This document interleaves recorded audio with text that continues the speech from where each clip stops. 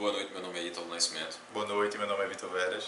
Nós faremos aqui a exposição do nosso trabalho, cujo tema é o litisconsórcio ativo na recuperação judicial e a proteção dos interesses dos credores. Para tanto, a gente precisa entender como se introduz a recuperação judicial no direito brasileiro. A recuperação judicial ela advém da promulgação da Lei 11.101 de 2005, que, dentre outros efeitos notórios, se destaca a redução do número de pedidos de falência ajuizados no Poder Judiciário brasileiro. Só uma pequena intervenção, Ítalo, com relação aos pedidos de recuperação judicial diante dessa crise econômica, nunca antes havia tido tantos pedidos de recuperação judicial nos tribunais brasileiros como se vê hoje em dia.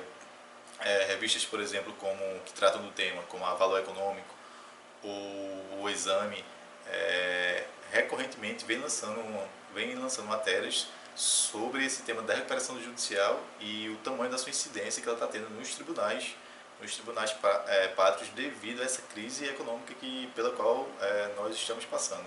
É verdade, amigo Veras.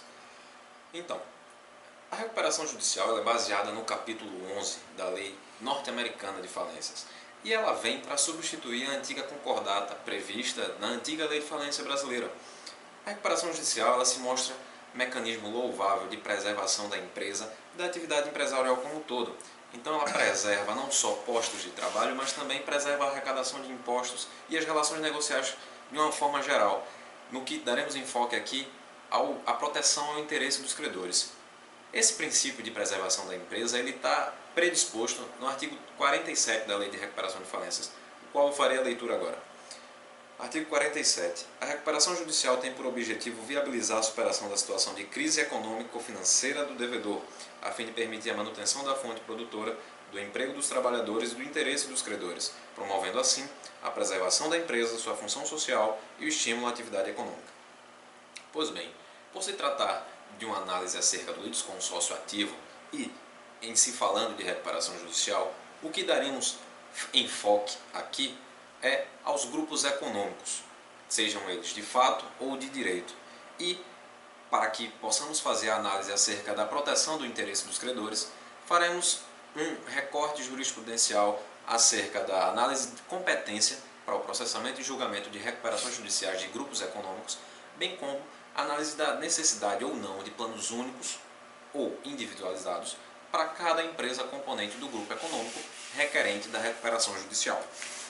O que se busca entender aqui é a sensibilidade judicial dos tribunais pátrios para analisar o caso concreto e entender, tanto quanto a competência territorial e a proteção do interesse dos credores no acesso à recuperação judicial e no acesso à deliberação quanto aos créditos nela inseridos através da Assembleia Geral de Credores, mas também a análise quanto à necessidade de um plano único para a preservação de um grupo econômico ou de planos individualizados que respeitam a tríade de relação credor, débito, devedor.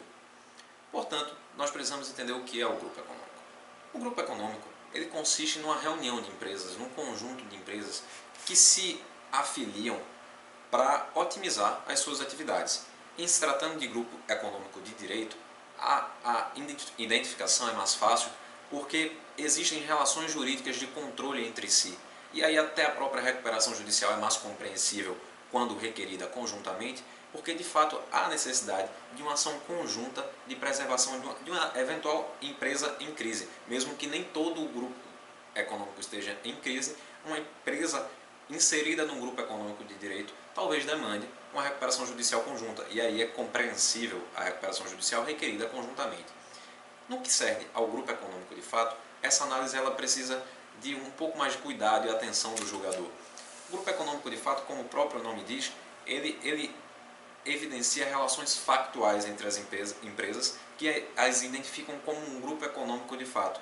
E essas relações factuais podem ser a identidade de sede, de endereço de sede, a identidade de sócios, dentre outros fatores peculiares, não necessariamente relações jurídicas, que identificam a empresa como uma reunião de empresas em um grupo econômico. O que se deve entender é que o interesse dos credores ele é tão importante como a preservação da empresa. A preservação da empresa e sua atividade econômica ela não deve se dar de forma indiscriminada, de forma que os credores e os seus créditos sejam prejudicados. Até porque o credor tem uma relação muito próxima e estreita com o seu devedor, de forma que talvez uma recuperação judicial em litisconsórcio prejudique essa relação. Sobre o litisconsórcio ativo na recuperação judicial, a gente deve entender e perceber que a Lei 11.101 de 2005 ela não prevê o litisconsórcio ativo, ela sempre fala no devedor de uma forma singular, mas também não proíbe a formação do litisconsórcio ativo. Então, o que se tem hoje na Lei 11.101, na atual Lei de Recuperação de Falências, é uma lacuna acerca da recuperação judicial em litisconsórcio ativo. O que se busca, então, jurisprudencialmente, e a gente vai fazer essa análise jurisprudencial acerca de casos concretos em que se demandou o exame acerca da possibilidade de processamento de recuperação judicial de grupo econômico, é a proteção dos credores, sempre. Porque nessa relação, o credor, muitas vezes, principalmente credores trabalhistas e quirografários, o polo hipossuficiente da demanda, daquela relação. Por quê? Porque a recuperação judicial, ela enseja algumas prerrogativas à recuperanda de, justamente, soerguimento da empresa. Então, há, por exemplo, o período de 180 dias em que se suspendem as execuções, em que a empresa tem esse período, dentro dele, inclusive os 60 dias para a apresentação do plano de recuperação judicial, para se estruturar, se organizar e elaborar um plano de pagamento de credores de acordo com sua classe, seja trabalhista, com garantia real, quirografário e até mesmo a nova classe 4, de micro e pequenas empresas. Nesse sentido, a gente não vai entrar aqui, por exemplo, na solidariedade de responsabilidade, na assunção e honra de compromissos. Por exemplo, não entraremos aqui na questão sobre a responsabilidade solidária no cumprimento de obrigações trabalhistas por parte da empresa. Muitas vezes uma empresa recuperanda possui uma obrigação trabalhista e a sua co-irmã de um grupo econômico sofre a execução pela responsabilidade solidária, por integrarem o mesmo grupo econômico. Nós não entraremos nisso aqui. O que faremos aqui é só a análise jurisprudencial acerca da proteção do interesse dos credores quanto à competência para processamento e julgamento de recuperação judicial de grupos econômicos e a necessidade ou não de planos únicos ou individualizados para empresas componentes de um mesmo grupo econômico. Bom, voltando ao tema da questão do litisconsórcio ativo, quando formado por empresas pertencentes ao mesmo grupo econômico, uma questão bastante debatida é com relação à competência territorial, ao foro competente para processar e julgar a demanda. Nesse sentido, o artigo 3º da Lei 11.101 de 2005 disciplina a matéria e pugna que será competente o foro do estabelecimento comercial onde estiver localizado o principal devedor. Nesse sentido, o que se busca com isso é facilitar o acesso dos credores à recuperação judicial, bem como o acesso à Assembleia Geral de Credores, visando defender os seus créditos. Ainda nesse sentido, tem um indeferimento dessas recuperações judiciais requeridas por empresas pertencentes ao mesmo grupo econômico nos tribunais pátrios brasileiros, ou seja, os tribunais, nessas questões onde há empresas pertencentes ao mesmo grupo econômico, os tribunais vêm indeferindo essas recuperações judiciais. Bom, à luz do exposto com relação a esse tema do indeferimento dos pedidos de recuperação judicial, quando requeridos por empresas pertencentes ao mesmo grupo econômico, nós trouxemos aqui alguns julgados que merecem ser lidos. Agravos de instrumento, recuperação judicial requerida em litisconsórcio por duas sociedades empresárias distintas, cada uma delas com sede social em comarcas diversas, a alegação de serem integrantes do mesmo grupo econômico. A distância entre os estabelecimentos principais das empresas requerentes causa dificuldades incontornáveis à participação dos credores, notadamente os trabalhadores, nos conclaves assembleares realizados em comarcas distintas. Ainda visa tutelar os trabalhadores em razão da sua evidente hipossuficiência, bem como a manutenção da decisão que repeliu a possibilidade do desconsórcio ativo no caso vertente. Bom, Outro julgado que merece ser lido aqui trata-se de uma apelação. Recuperação judicial requerida em litisconsórcio por 3 sociedades empresárias distintas, cada uma delas com sede social em estados diversos da federação. Uma em São Paulo, outra em Minas Gerais e outra na Bahia. Inicialmente tinha sido deferida esse pedido de recuperação judicial para posteriormente ter o seu indeferimento. A alegação, sendo a mesma do julgado anteriormente lido, com base que a grande distância entre os estabelecimentos principais das empresas requerentes causa dificuldades incontornáveis à participação dos credores, notadamente os trabalhadores, nos conclaves assembleares realizados em estados diversos da federação. Busca, por exemplo, aqui o princípio da preservação da empresa e da proteção aos trabalhadores, ambos de estatura constitucional, que, se em conflito, devem ser objeto de ponderação para a prevalência do mais importante. Bom, continuando o assunto, não se pode permitir que os credores se submetam às condições impostas por empresas perante as quais eles não firmaram compromisso. Nesse sentido, os tribunais, tentando flexibilizar a matéria, vem permitindo a apresentação de planos únicos por parte das empresas, bem como visando defender os interesses dos credores, vem ordenando a formação de planos individuais pelas empresas requerendas da recuperação judicial. Bom, no que se refere à necessidade de apresentação de plano de recuperação judicial único ou individualizado, percebe-se que a jurisprudência pátria respeita o caso concreto.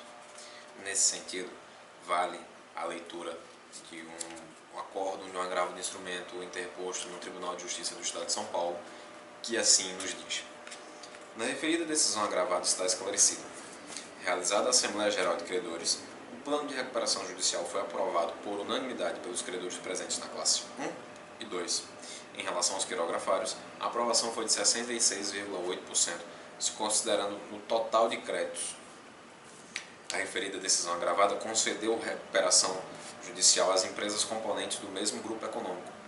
Postula agravante e se determina a exclusão da sociedade 3 participações limitada do polo ativo da demanda, uma vez que não se encontra em crise econômico-financeira, e se determine as outras agravadas que apresentem um novo plano de recuperação judicial absolutamente segregado e independente.